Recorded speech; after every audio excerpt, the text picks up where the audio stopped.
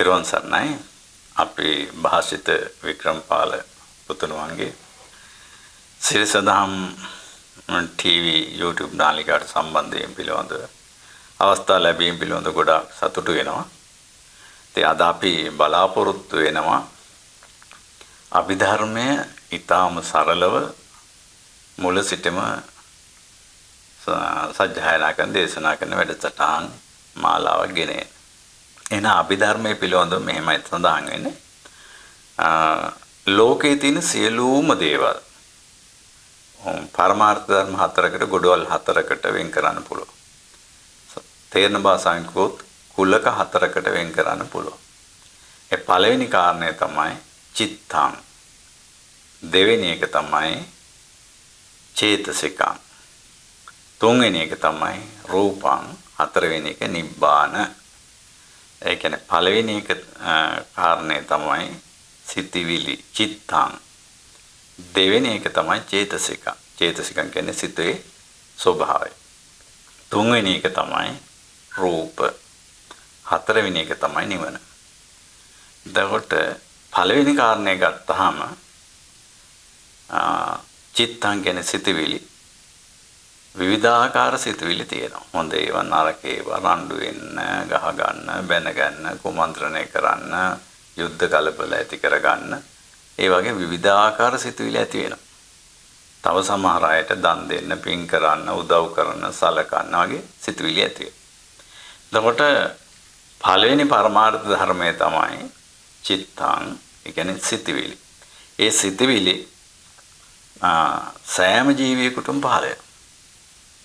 දෙමළ අය, මුස්ලිම් අය, ක්‍රිස්තියානි අය, බර්ගර් අය, මැලේ අය විතරක් නෙවෙයි සත්තු, සර්පයෝ, දෙවියෝ, බ්‍රහ්මයෝ, යක්ඛු ආදී වශයෙන් ඕනම කෙනෙකුට සිතුවිලි පහළ වෙනවා. චිත්තා.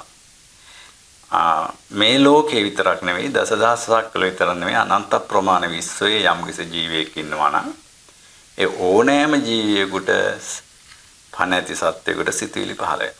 ඒතර පළවෙනි පරමාර්ථ ධර්ම තමයි චිත්තං කියලා කියන්නේ. සිතුවිලි කියන එක. දෙවෙනි පරමාර්ථ ධර්මය තමයි චේතසික. චේතසිකං කියලා කියන්නේ සිතේ ස්වභාවය. සමහර අය තමන්ගේ හිත ප්‍රගුණ කරලා තියෙනවා නරකට නපුරට නිතරම හිතලා කරලා පුරුදු වෙලා තියෙන නරක ස්වභාවයකට. අනුන්ගේ දොස් දැකලා වැරදි දැකලා අඩුපාඩු දැකලා තියෙන සිත. ඒක නිසා හරි දේ වැරදි විදිහට දකිනවා, වැරදි දේ වැරදි විදිහට දකිනවා. මම හිතන්නේ ඒක දුරට ගියා වැඩිද? මන්ද කොහොමදත් දොස් දකින ස්වභාවය නිසා ද්වේෂ සහගත සිතුවිලි ඇති වෙනවා. කේන්ති යන ඒවා, රණ්ඩු වෙන ඒවා, ගහ ගන්න ඒවා වගේ ඇති වෙනවා. එතකොට මේ හිතේ එක ස්වභාවයක් තමයි මේ අනුන්ගේ දොස් දකින එක. තව සමහර අයගේ හිතේ ස්වභාවයක් තියෙනවා පින් කරන්න, උදව් කරන්න, සලකන්න වගේ යහපත් දේවල් සඳහා සද්ධාව මූලික කරගත්තු දේවලුත් තියෙනවා. එතකොට පළවෙනි එක චිත්තං, දෙවෙනි එක චේතසිකං. චේතසිකං කියන්නේ සිතේ ස්වභාවය. සිතේ ස්වභාවයට අනුව තමයි පළවෙනි වට කිව්ව සිතවිලි උපදින්නේ. තුන්වෙනි එක රූප. රූප කියන්නේ ඉතින් අපේ හැට පේන සෑම දෙයක්ම රූප. ගැඹුරින් විස්තර කරන්න පුළුවන් අනාගතයේදී. නිබ්බාන කියලා කියන්නේ නිවන. නිවන කියලා කියන්නේ කිසිම ගැටලුවක්, ප්‍රශ්නයක්, කරදරයක්, හිරිහැරයක්, දුකක්, දෝමනසක් නැති, ඇලීමක්, ගැටීමක් නැති, ප්‍රශ්න නැති මේ අනන්ත ප්‍රමාණ දුක් කරදර නිදහසන ස්වභාවයට තත්වයට කියනවා නිවන කියලා. නිබ්බාන කියලා. පරමාර්ථ ධර්ම හතර පළවෙනි ගාථාරත්නේ එහෙමයි විස්තර වෙන්නේ අභිධර්මයේ.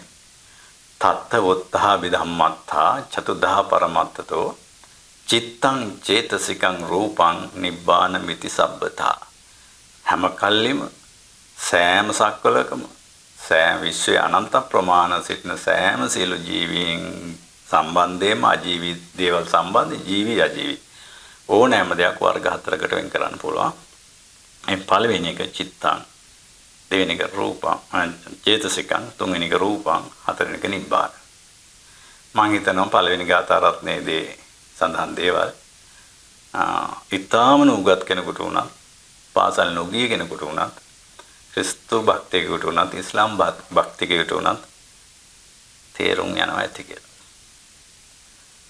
හොඳයි එහෙනම් අපි අදට මේ පළවෙනි ගාථා රත්නයේ තේරුම මෙතනින් අපි හමාර කරනවා. සිරිස දම් YouTube නාලිකාවට බොහොම